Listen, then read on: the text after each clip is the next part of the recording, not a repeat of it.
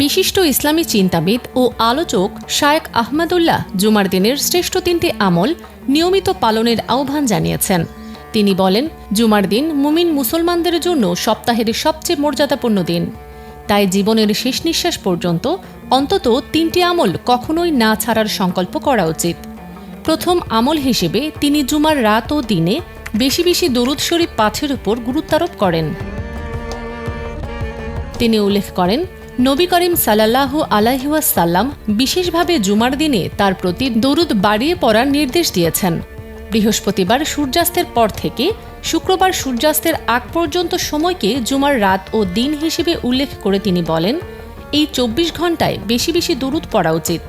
তিনি আরও বলেন, দরুদে ইব্রাহিম সর্বোত্তম দরুদ, তবে সংক্ষিপ্ত দরুদ পড়লেও আমল আদায় হবে।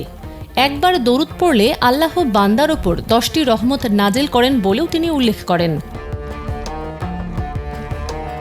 দ্বিতীয় আমল হিসেবে জুমার দিনের ফজরের নামাজ জামাতে আদায়ের তাগিদ দেন তিনি।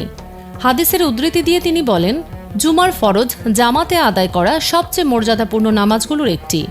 এটি ঈমানদারদের পরিচয় বহন করে।